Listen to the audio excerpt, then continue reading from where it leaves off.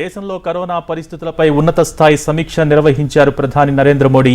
Home, ఆరోగ్య, పౌర విమానయాన శాఖల మంత్రులు, కార్యదర్శులతో వీడియో కాన్ఫరెన్స్ ద్వారా మాట్లాడారు. దేశంలో ప్రస్తుతం కరోనా పరిస్థితుల గురించి తెలుసుకున్నారు ప్రధాని మోడీ. అలాగే కరోనా సన్నద్ధతపై ఆరా తీశారు.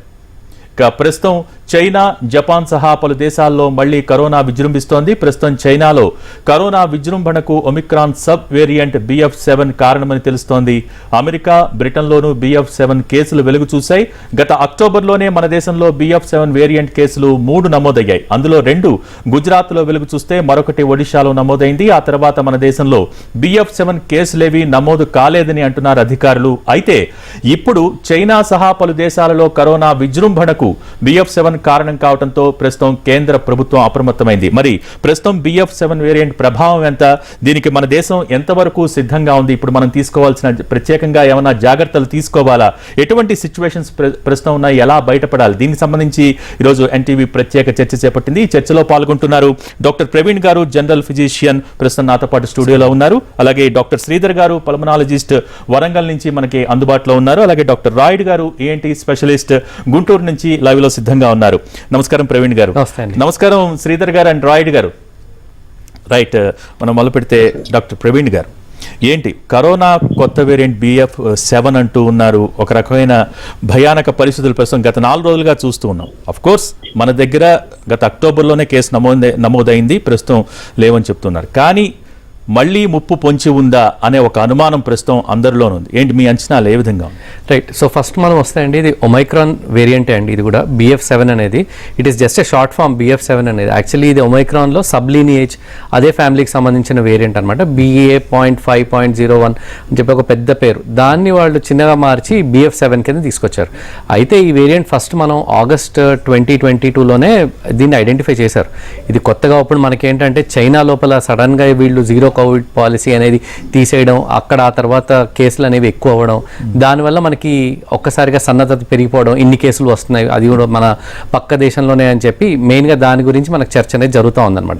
కాకపోతే ఏంటంటే ఫస్ట్ ఈ కేసులు మనకి ఆగస్ట్ సెప్టెంబర్లోనే మనం ఫస్ట్ ఈ కేసెస్ అనేవి చూడడం మొదలుపెట్టాం. ఎక్కడ US లో కానీ యూరోప్లో కానీ అక్కడ మనం ఈ కేసెస్, ఈ వేరియంట్కి సంబంధించిన కేసులు చూస్తున్నప్పుడు హాస్పిటలైజేషన్స్ కానీ ICU స్టేస్ కానీ ప్రైమరీగా మనం చూసుకునేది అదే, అవి ఏమైనా పెరిగాయా లేదా అనేది మనం చూస్తూ ఉన్నాం. కానీ దాని నెంబర్ ఆఫ్ హాస్పిటలైజేషన్స్ ఏ రకంగానూ పెరగలేదండి. ఇది ఎక్కడ మనం US కానీ ఆర్ యూరోపియన్ కంట్రీస్లో కానీ. ప్రస్తుతానికి ఈ వేరియంట్ ప్రకారం they are saying it could be anything between 8 to 18, అంటే 8 నుంచి 18 మందికి అంటించే కెపాసిటీ ఉంది. సో దానివల్ల ఇన్ఫెక్టివిటీ విపరీతంగా ఎక్కువగా ఉంది ఈ వేరియంట్. రాయుడు గారు, ప్రస్తుతం BF7 గురించి మనం మాట్లాడుకుంటూ ఉన్నాం. కానీ ఒక విషయం ఆలోచిస్తే గతంలో మనం డెల్టా వచ్చినప్పుడు కానివ్వండి, లేకపోతే ఒమిక్రాన్ వచ్చినప్పుడు కానివ్వండి, ఇంకా ఇటువంటి వేరియంట్స్ వస్తూనే ఉంటాయి, భయపడాల్సిన అవసరం లేదు అని ఆ రోజు చెప్పుకున్నాం. ఇంకా బోల్డని వేరియంట్స్ వస్తూ ఉంటాయి, వాటి గురించి పెద్దగా ఆలోచించాల్సిన అవసరం లేదు, ఎందుకంటే మనం వ్యాక్సినేషన్ తీసుకున్నాం కాబట్టి అనుకున్నాం. కానీ ఈ రోజు ఎందుకు పర్టికులర్గా ఈ BF7 గురించి ఇంత ఆందోళన వ్యక్తమవుతోంది, ఇంతలా మాట్లాడుకోవాల్సిన పరిస్థితి వస్తోంది? మీ అభిప్రాయం ఏంటి?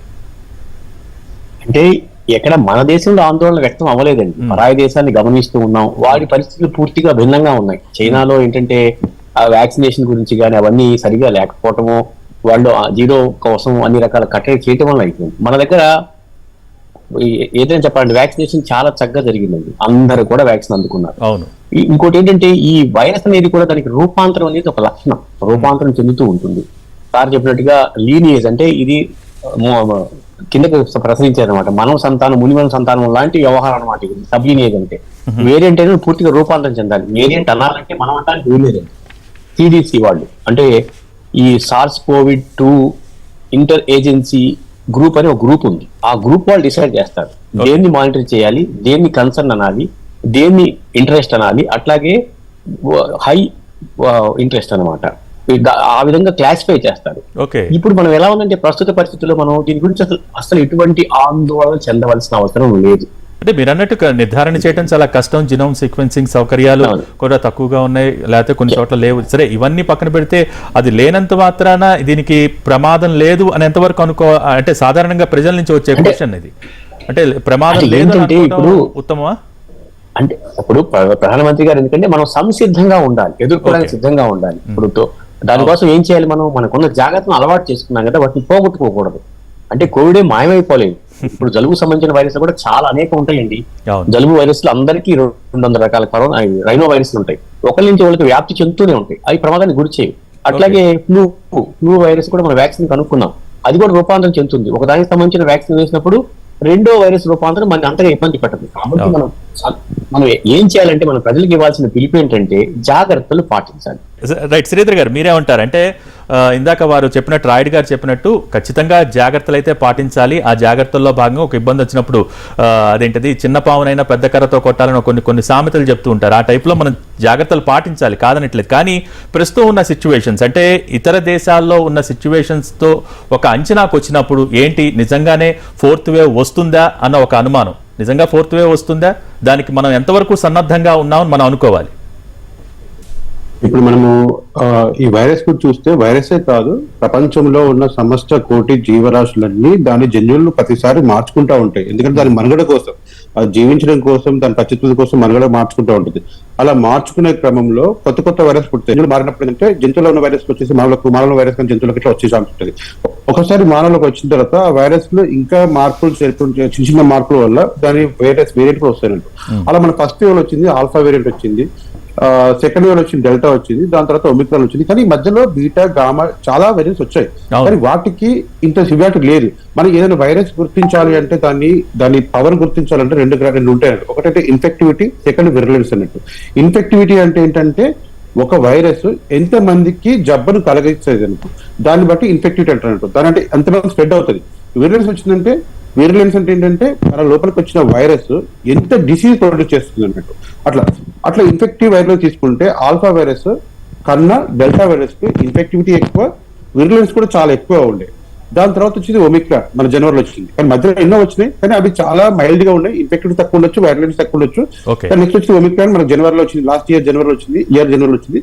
అదేంటంటే చాలా ఎక్కువ ఇన్ఫెక్టివిటీ ఉంది, చాలా తక్కువ వైరలెన్స్ ఉంది. ఆల్ఫా వైరస్ కానీ డెల్టా వైరస్ కానీ చాలా మందికి స్ప్రెడ్ అయింది. ఆల్మోస్ట్ 90 to 95% అందరికీ స్ప్రెడ్ అయింది. కొంతమందికి స్ప్రెడ్ కాకపోవచ్చు, వాళ్ళకి ఆల్రెడీ హర్డ్ ఇమ్యూనిటీ వచ్చేస్తుంటుంది. అంటే ఒక 100 మందిలో ఒక 50-60 మందికి కనుక ఇమ్యూనిటీ వచ్చి ఉంటే మిగతా 40 మందికి కూడా ఇమ్యూనిటీ వచ్చిన కింద లెక్క అన్నట్టు. హర్డ్ ఇమ్యూనిటీ అంటే ఏంటంటే వీళ్ళొక కవచం లాగా ఉండేసి వాళ్ళు ప్రొటెక్ట్ చేస్తారు కాబట్టి దాని హర్డ్ ఇమ్యూనిటీ ఉంటుంది. అలా మన ఇండియాకి ఏంటంటే ఆల్మోస్ట్ ఏంటంటే చాలా మందికి రావడం వల్ల, అంటే మనం ఎప్పుడు జీరో కోవిడ్ పాలసీ లేదు, మనం ఆల్మోస్ట్ లాక్డౌన్ పెట్టడము, తీసేయడము, కొద్దిగా స్ప్రెడ్ చేయడము ఇట్లాంటివి జరగడం వల్ల ఏంటంటే ఆల్మోస్ట్ అందరికీ ఇన్ఫెక్టివిటీ వచ్చింది. దాంతోపాటు అందరికీ ఇమ్యూనిటీ వచ్చింది, నేషనల్ ఇమ్యూనిటీ వచ్చింది. అట్ ద సేమ్ టైం మన వ్యాక్సిన్ కూడా ఫుల్ ప్రొటెక్షన్ ఇచ్చుకున్నాము. ఇది కూడా ఒమిక్రాన్. ఇప్పుడు మన కోవిడ్ కూడా ఏంటంటే ఇప్పుడు అక్కడ చైనాలో వచ్చినా కానీ వాళ్ళు చేసిన చిన్న మిస్టేక్, వాళ్ళు స్ట్రిక్ట్లీ జీరో కోవిడ్ పాలసీ పాటించేసి సడన్ గా ఓపెన్ చేయడం వల్ల అందరికీ ఎక్కువ వస్తుంది. మనకు కూడా సెకండ్ వేవ్ లో ఏంటంటే సడన్ గా చాలా మందికి వచ్చింది, కానీ అది ఎక్కువ అవేర్నెస్ ఉండేసరికి మనకు డేంజర్ అనిపించింది. కానీ ఒమిక్రాన్ డేంజర్ కాకపోవచ్చు, ఎక్కువ మంది వాళ్ళు రికార్డ్ చేస్తున్నారు. మామూలుగా ఏంటంటే చైనా సెన్సెస్ కూడా మనం పట్టించుకోవాల్సిన అవసరం లేదు. వాళ్ళు ఇప్పుడు వారు చెప్పినట్టుగా కూడా జీరో కోవిడ్ పాలసీ అనేది నిజంగా ఈ రోజున చైనా ఇంత తీవ్రమైన పరిస్థితులు ఎదుర్కోవటానికి స్వయంకృత అపరాధం వల్లే ఈ జీరో కోవిడ్ పాలసీని సడన్ గా ఎత్తేయడమే కారణమా ఏంటి? అసలు వాస్తవంలో ఏం జరిగింది? మనం ప్రజలకి ఖచ్చితంగా చెప్పాల్సిన అవసరం కూడా, ఎడ్యుకేట్ చేయాల్సిన అవసరం కూడా ఉంటుంది. జీరో కోవిడ్ పాలసీ అనేది it's a very faulty procedure అండి. బేసికల్లీ ఇనీషియల్లీ మనకు వచ్చినప్పుడు మనకి భారతదేశంలో అనుకోండి మనకి ఒక 2 months ఆల్మోస్ట్ లాక్డౌన్లోకి వెళ్ళాం. లాక్డౌన్ అనేది ఎక్కువ రోజులు పనిచేయదని చెప్పి ఎకనామిక్స్ కానీ లేదంటే ఈవెన్ మన సైంటిస్ట్ కానీ అందరు ప్రూవ్ చేసి మెల్లిగా లాక్డౌన్ ఫేజెస్ వైజ్ రిడ్యూస్ చేసినప్పుడు ఆటోమేటిక్గా మనకు అందరికీ ఈ ఆల్ఫా వేరియంట్ అనేది విపరీతంగా స్ప్రెడ్ అయింది. ఆ తర్వాత మిగతా వరల్డ్ వైడ్ కూడా అన్ని కంట్రీస్ స్లోగా ఈ కోవిడ్ పాలసీస్, లాక్డౌన్స్ ఒక్క డెల్టా వేరియంట్లో మరీ సివియర్గా వచ్చినప్పుడు మాత్రం పెట్టాం, కానీ ఆ తర్వాత మెల్లిగా దాన్ని రిలీజ్ చేస్తారు. ఆ తర్వాత ఒమైక్రాన్ వేరియంట్ వచ్చింది. ఒమైక్రాన్ వేరియంట్ మైల్డ్గా ఉండింది. లక్కీగా మనకి ఎటువంటి మేజర్ డ్యామేజ్ జరగలేదు. ప్రాబబ్లీ గాడ్ సెంట్ గిఫ్ట్ అనే అనుకున్నాం అందరం. సో అలానే ఇప్పుడు మనకు ఆల్మోస్ట్ 1 year అయిందండి ఒమైక్రాన్ వచ్చి కూడా. లాస్ట్ నవంబర్లో సౌత్ ఆఫ్రికాలో వచ్చింది. వీళ్ళు మాత్రం లాస్ట్ వుహాన్ దెబ్బ తగిలిన తర్వాత they took an approach called as the zero Covid policy. దీని అర్థం ఏంటంటే ఇప్పుడే మనకు పల్మనాలజిస్ట్ గారు చెప్తా ఉన్నారు, వెరీ సింపుల్.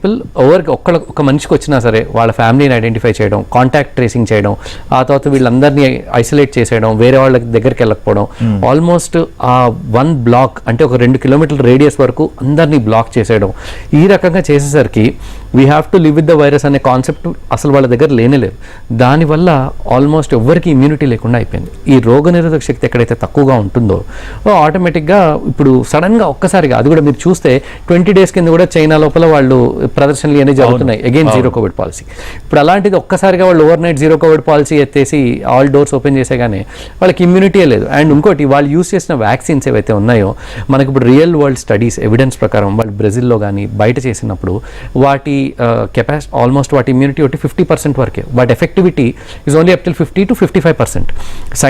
సైనోవాక్ అని, సైనోఫార్మ్ అని ఏవేవో ఉన్నాయి వాళ్ళ వ్యాక్సిన్స్. అండ్ వాళ్ళు చైనాలో తప్పించి ఈ వ్యాక్సిన్స్ ఎక్కడ వాడని కూడా వాడలేదు. సో ఆ వ్యాక్సిన్స్ ఎఫెక్టివిటీ కూడా వాటివి తక్కువగా ఉంది. సో శ్రీధర్ గారు, ఇక్కడ ఆలోచిస్తే కనుక ఒక వైరస్ వచ్చినప్పుడు దాంట్లో వేరియంట్ మారుతున్నప్పుడల్లా కొన్ని లక్షణాలు, దానికి సంబంధించిన లక్షణాలు అదనంగా కనిపిస్తూ ఉంటాయి, లేకపోతే కొన్ని తక్కువ లక్షణాలు కూడా కనిపిస్తూ ఉండొచ్చు. సో ఈ BF7ని తీసుకున్నప్పుడు ఎటువంటి లక్షణాలు ప్రస్తుతం కనిపిస్తూ ఉన్నాయి, లేకపోతే దానిని నిర్ధారించడానికి టూ ఎర్లీ అంటారా ఇది? ఇప్పుడు యాక్చువల్గా ఏంటంటే మనం ముందుగా చెప్పిన ప్రకారం ఏ జీవరాశి అయినా దాని మనుగడ కోసమే ఫైట్ చేస్తుంది, అంటే దాన్ని జీవించడం కోసం మాత్రమే. దీంట్లో ఇన్ఫెక్టివిటీ తగ్గిపోవచ్చు, దానికి అంటే విషయం అంటే ఎక్కువ మందికి ఇన్ఫెక్టివిటీ తగ్గిపోవచ్చు, తర్వాత జబ్బు కలిగించే లక్షణం కూడా తగ్గిపోవచ్చు. అలా తగ్గి లాస్ట్ కి ఏంటంటే ఆ వైరస్ మామూలు ఉనికి లేకుండా అవుతుంది. సడన్ గా మళ్ళీ దాని వైరస్ లో కొత్త మ్యూటేషన్ ఏర్పడేసేసి మళ్ళీ డేంజర్ కూడా కావచ్చు. ఒకటి అట్లా అవ్వడానికి ఏంటంటే మనకు చాలా రోజులు పడుతుంది, అంటే విత్ ఇన్ 2-3 months కాదు, ఒకసారి 4-5 years పట్టొచ్చు, 10 years పట్టొచ్చు. సడన్ గా కొత్త వైరస్ వచ్చే ఛాన్స్ ఉండొచ్చు అన్నట్టు. ఒకటి ఏంటంటే ముక్కు ద్వారా మనం గాలి పీల్చుకోవడం వల్ల, ఇంకోటి మనం నోటి ద్వారా తిండి పదార్థం తినడం వల్ల, ఇంకోటి ఏంటంటే స్కిన్ ద్వారా అంటే దోమలుగా కుట్టడం కానీ, సెక్సువల్ ట్రాన్స్మిటర్స్ కానీ ఉంటాయి. ఈ గాలి ద్వారా వచ్చే వైరస్ అన్నిటికీ చాలా వరకు ఏంటంటే ఏదైనా జలుబు, దగ్గు, రెస్పిరేటరీ సింప్టమ్స్ కాబట్టి హెడేక్, ఫీవర్, తర్వాత బాడీ పెయిన్స్, ఇవే మోస్ట్ కామన్ సింప్టమ్స్ ఉంటాయి. ఒక్కొక్క వైరస్ లో ఒకటి ఎక్కువ ఉండొచ్చు, ఒకటి తక్కువ ఉండొచ్చు. మనం స్టార్టింగ్ వచ్చినప్పుడు మనకు ఆల్ఫా వైరస్ ఉన్నప్పుడు ఏంటంటే మనకు వాసన తగ్గిపోవడం ఎక్కువ ఉండేది. ఎందుకంటే ఏంటంటే అక్కడ ఆ వైరస్ ఏంటంటే ముక్కులో ఉన్న నర్వ్ టెండల్ని చంపేసిన సరిగ్గా వాళ్ళకి అప్పుడు వాసన తగ్గిపోవడము. తర్వాత మనకి ఇది వచ్చింది, నెక్స్ట్ వచ్చేసి లంగ్స్ లో చాలా తక్కువ ఉండేది ఆల్ఫా వైరస్, ఎక్కువ సీరియస్ ఎక్కువ ఉండేది. డెల్టా వైరస్ వచ్చేసరికి ఏంటంటే ఫస్ట్ ఏంటంటే మిగతా సింప్టమ్స్ అనేది తక్కువ ఉండేది, ఫీవర్ కూడా మామూలుగా ఉండేది, కానీ లంగ్స్ మాత్రం చాలా సాచురేషన్ పడిపోవడం చాలా ఎక్కువగా ఉండేది డెల్టా వైరస్. కానీ అదే ఒమిక్రాన్ తీసుకుంటే అది ఫీవర్, మైల్డ్ ఫీవర్ వచ్చేది, కోల్డ్ వచ్చేది, ఆటోమేటిక్ గా లంగ్స్ లో ఇన్ఫెక్షన్ అనేది, లంగ్స్ లో సిమ్టమ్స్ అనేది చాలా తక్కువ ఉన్నాయి ఒమిక్రాన్కి వచ్చేసరికి. థర్డ్ వచ్చేసరికి ఏంటంటే ఏం లేవు, ఓన్లీ మామూలుగా ఏంటంటే మైల్డ్ ఫీవర్, బాడీ ఏక్ 2-3 days లో తగ్గిపోయేది. అలా కొత్త వైరస్ మార్చినప్పుడు ఏంటంటే దాని లక్షణాలు కూడా మార్చే ఛాన్స్ ఎక్కువగా. రాయుడు గారు, ఇక్కడ పర్టికులర్గా ఒక వైరస్ వేరియంట్ కొత్తగా విన్నప్పుడు ఎలా అయితే మనం ముందస్తు జాగ్రత్తలు తీసుకుంటామో, ప్రభుత్వాలు ఎలా అయితే అలర్ట్ చేస్తాయో, అటువంటి సందర్భాలలో కొన్ని సర్వేలు, కొన్ని అంచనాలు కూడా మనం వింటూ ఉంటాం. సో ఈరోజు BF7కి సంబంధించి ఒక సర్వే రిలీజ్ అయింది. నిజంగా BF7 వేరియంట్తో దీంతో కనుక 4th wave వస్తే, ఒకవేళ 4th wave కనుక దీంతో వచ్చినట్టయితే ప్రపంచవ్యాప్తంగా దాదాపు 10 లక్షల మరణాలు సంభవించే అవకాశం ఉంది అన్నట్టుగా ప్రపంచవ్యాప్తంగా కూడా కొన్ని సర్వేలు చెప్తున్న పరిస్థితి. దీన్ని ఎలా రిసీవ్ చేసుకోవాలండి? అంటే మీరు దాని ప్రకారం చూస్తే కూడా ప్రపంచవ్యాప్తంగానే 10 లక్షలు అంటే పెద్ద నంబర్ కాకపోవచ్చు భయానకంగా. మన జనాభానే 130 కోట్లు కదా. అంటే అంత తక్కువ నంబర్ కోసం మనం అట్లాంటి భయానక పరిస్థితి కల్పించుకోవాల్సిన అవసరం అయితే లేదు. ఇప్పుడున్న దీంట్లో లక్షణాల సంగతి సార్ చెప్పారు కదా, దీంట్లో ముఖ్యంగా అప్పర్ రెస్పిరేటరీ మాత్రమే లిమిట్ అవుతూ ఉంది. అంటే ముక్కులోంచి ప్రవేశించిన తర్వాత కేవలం కొంచెం గొంతు మారటం, గొంతు నొప్పి, మాట మారటం, తుమ్ములు ప్లస్ జ్వరం కొద్దిగా వస్తుంది తప్పితే అంతకుమించి వేరే లక్షణాలు ఎక్కడ కూడా రికార్డ్ అయినట్టుగా కనిపించట్లేదు. వేరియంట్ మామూలుగా B7 కావచ్చు, B8, B9 ఏదైనా కావచ్చేమో కానీ మనం దాన్ని గమనించింది కనిపెట్టగలిగే సామర్థ్యం మనకి లేదు. మనం ఒప్పుకోవాల్సిందే. ప్రపంచవ్యాప్తంగా అమెరికా వీళ్ళతో పోలిస్తే మనం ఈ మనకున్న జనాభాని బట్టి ప్రతి ఒక్కరిని పరీక్ష చేసి ఇది ఖచ్చితంగా నిర్ధారించాల్సిన అవసరం ఎప్పుడు వస్తుంది? ప్రమాదం జరిగినప్పుడు మాత్రం. ప్రమాదాలు ఏమి జరగనప్పుడు మనం జాగ్రత్త పడాలి తప్పితే భయపడాల్సిన అవసరం లేదు. అది రెండింటి మధ్య చాలా తేడా ఉంది. జాగ్రత్తలు వేరు, భయాలు వేరు. భయాల ఆందోళన ఎంత మాత్రం లేదు. సైమల్టేనియస్లీ ఖచ్చితంగా చాలా మంది ఇది వాతావరణ మార్పు వల్ల వచ్చిన గొంతు నొప్పిలా అనుకున్న వాళ్ళు కూడా చాలా మంది ఉన్నారు. అదే అనుకున్నాం మేము కూడా, కానీ కాదు, ఖచ్చితంగా కాదు. ఎందుకంటే నా దాదాపు 20 సంవత్సరాలు నేను ప్రాక్టీస్ చేస్తూ ఉన్నాను. 20 సంవత్సరాల ప్రాక్టీస్ లో కూడా నాకు ఇలాంటి పరిస్థితి నేనే అనుభవించాను. ఓకే, నేను పేషెంట్ నుంచి చూడలేదు, నేను చూడలేదు. చాలా మంది గమనించాను. ఈ గొంతులో మార్పు, గొంతు గరగర రావటం, అట్లాగే ఉండిపోవడం జరుగుతూ ఉంటుంది. ఖచ్చితంగా వైరస్ అని తెలుస్తుంది కానీ ఏ విధంగా నేను నిర్ధారించగలగాలి? ఓకే. మనకి ఆ సామర్థ్యం లేదు కాబట్టి ఏంటంటే మనం ఖచ్చితంగా మనం ఒకటి మాత్రం ఖాయం, ఈ గ్రూప్ అంటే ఎక్కువ మరలా ఏంటంటే కోవిడ్ తర్వాత మళ్ళీ ఏంటంటే కోవిడ్ లో చేయని ఎందుకు కూడా గుర్తించుకొని మళ్ళీ మనం మొదలెడుతున్నాం ఇవన్నీ కూడా. కోవిడ్ లో చనిపోయిన వాళ్ళు కూడా ఇప్పుడు మళ్ళా సప్తాహాలు వారాహాలు రకరకాలు నిర్వర్తిస్తున్నారు. అలాంటివన్నీ మానుకోవాలి. కోవిడ్ నేర్పిన పాఠాలని మనం కంటిన్యూ చేయకపోతే ఇది కాకపోతే మరో వైరస్ కావచ్చు, మళ్ళీ దెబ్బతీయ ప్రమాదం అయితే ఖచ్చితంగా ఉంటుంది. అది మనం జాగ్రత్తలు పడటం చాలా ముఖ్యం. రైట్. ప్రవీణ్ గారు మీరేమంటారు? అంటే లక్షణాలకు సంబంధించి మాట్లాడుకుంటే పర్టికులర్గా ఈ BF7కి సంబంధించి ఇందాక వారు కొన్ని ప్రస్తావించారు శ్రీధర్ గారు. సో మీకు ఎటువంటి రిపోర్ట్స్ అందుతూ ఉన్నాయి ఇప్పటిదాకా BF7కి సంబంధించి పర్టికులర్గా ఈ లక్షణాలు ఉంటాయని ఖచ్చితంగా?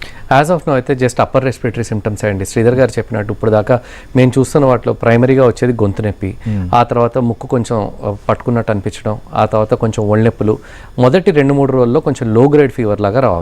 కాకపోతే ఇక్కడ అందరూ గుర్తుపెట్టుకోవాల్సింది ఏంటంటే ఎవరికైనా సరే జ్వరం 4 రోజులు 5 రోజులు దాటి జ్వరం ఎక్కువ లెవెల్లో ఉండడం, 101 కంటే ఎక్కువ ఉండడం, జ్వరం తగ్గకుండా అంతే ఎక్కువగా వస్తూ ఉంటే అప్పుడు డెఫినెట్గా దగ్గరలో ఉన్న ఫిజిషియన్ కానీ పల్మనాలజిస్ట్ కానీ కన్సల్ట్ చేస్తే వాళ్ళు అప్పుడు వెంటనే ఒకసారి లంగ్ ఎగ్జామినేషన్ చేసి ఏమన్నా ప్రాబ్లం ఉందా, అవసరం పడితే ఎక్స్రే తీయడం అట్లాంటివి ఏమైనా చూసుకోవచ్చు.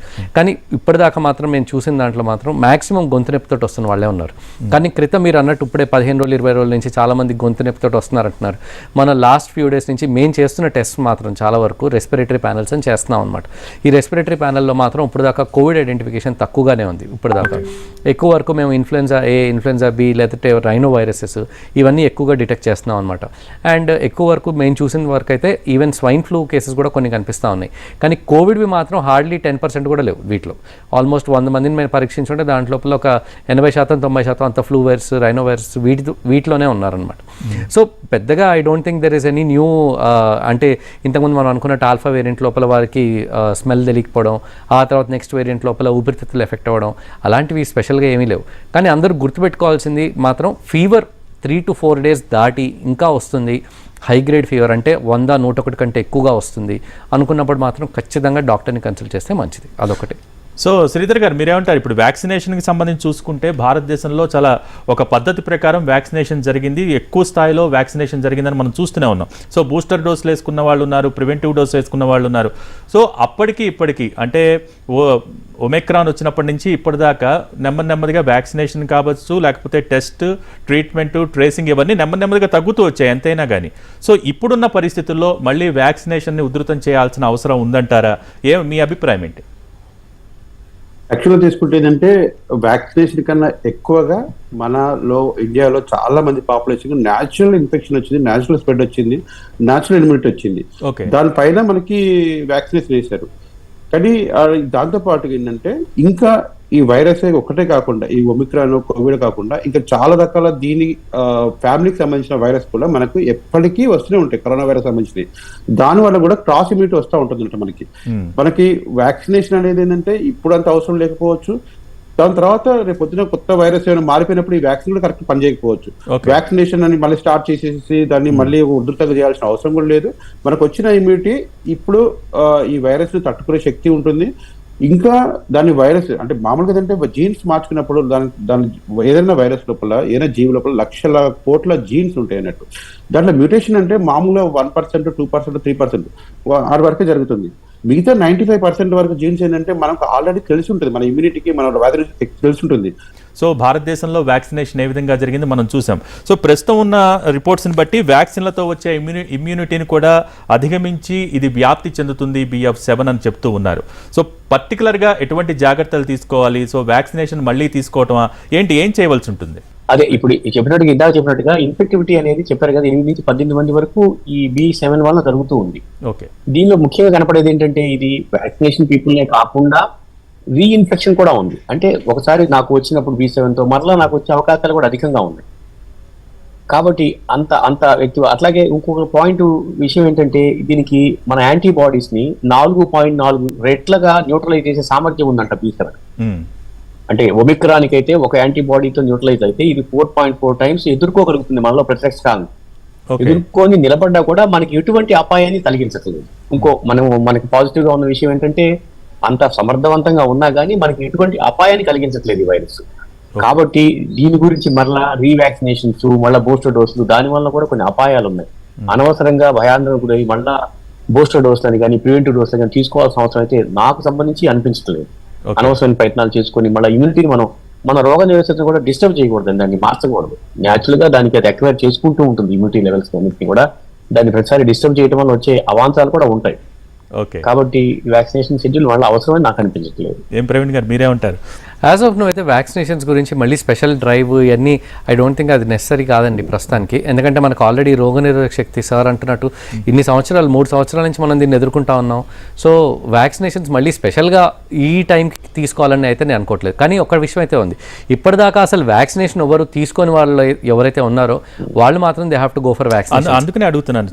చాలా సందర్భాల్లో చాలా మందితో మాట్లాడినప్పుడు మేము 2 డోసులు వ్యాక్సిన్ తీసుకోలేదు, అయినా సరే మాకు ఎటువంటి ఇన్ఫెక్టెడ్ కాలేదు అని చెప్తూ ఉన్నారు. సో అటువంటి వాళ్ళకి మీరు ఏం చెప్తారు? డెఫినెట్గా వ్యాక్సిన్ తీసుకొని వాళ్ళు మాత్రం ఖచ్చితంగా వ్యాక్సిన్ తీసుకుంటే మంచిదండి. ఎందుకంటే ఈ రోగనిరోధక శక్తి పెంపొందించుకోవడానికి డెఫినెట్గా అవసరం పడుతుంది. కానీ ఆల్రెడీ 1 డోస్ 2 డోస్ అయిపోయిన వాళ్ళు, ఆల్రెడీ 3rd డోస్ తీసుకున్న వాళ్ళు స్పెషల్గా దీనికి మళ్ళీ వ్యాక్సినేషన్ తీసుకోవాల్సిన అవసరం లేదు. వీళ్ళు ఇప్పుడు యాక్చువల్లీ ఏం చేశారంటే భారతదేశంలో మనకి దీనికి సంబంధించి కొత్త వేరియంట్స్కి సంబంధించి ఎటువంటి న్యూ రిలీజ్ కానీ కొత్త వ్యాక్సిన్ తయారు చేయడం కానీ జరగలేదు. కానీ కొన్ని ఇప్పుడు మనకి వెస్టర్న్ సైడ్ చూసుకుంటే అమెరికాలో వాళ్ళు మోడర్నా వాళ్ళు పర్టికులర్గా ఒక పర్టికులర్ న్యూ వ్యాక్సిన్ ఏదో రిలీజ్ చేశారు ఈ కొత్త వేరియంట్స్ని కంబైన్ చేసుకుంటూ. బట్ దాంట్లో BF7కి అగేన్స్ట్గా ఎంత హెల్ప్ అవుతుంది అనేది మనకి ఇంకా దాని మీద క్లారిటీ లేదు. ఇదొకటే కాకుండా ఇప్పుడు ఈవెన్ యూకేలో కూడా బైవలెంట్ వ్యాక్సిన్ అని చెప్పి వాళ్ళు ఏదో రిలీజ్ చేశారు రీసెంట్గా. మరి దాంట్లో కూడా ఈ వేరియంట్స్ అన్ని వాళ్ళు జత కలుపుకొని చేశారా లేదా అనేది కూడా దాని మీద కూడా క్లారిటీ లేదు. బట్ భారతదేశంలో అయితే మనం యూస్ చేస్తున్న కోవిషీల్డ్, కోవాక్సిన్ ఆల్రెడీ మనకి తీసుకున్న వాళ్ళందరికీ మాత్రం డెఫినెట్గా మనకు ఆ రోగనిరోధక శక్తిని ఇచ్చాయి, పెంపొందించాయి.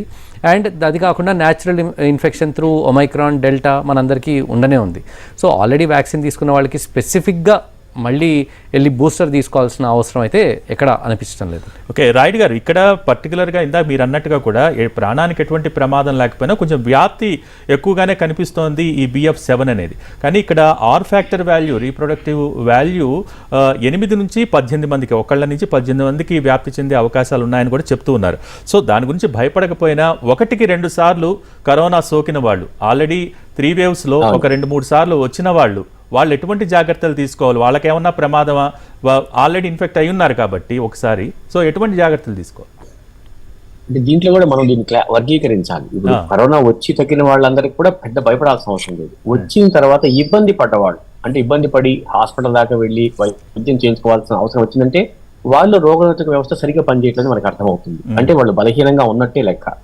వాళ్ళు మాత్రం ఖచ్చితంగా ఇందాక చెప్పాను నేను, గ్రూప్ లో పిల్లలు కాకుండా క్యాన్సర్ పేషెంట్స్, HIV పేషెంట్స్ తో పాటు కూడా కరోనాలో హాస్పిటలైజ్ అయ్యి వైద్యం అవసరమైన వాళ్ళందరూ కూడా మరింత జాగ్రత్తగా ఉండాలి.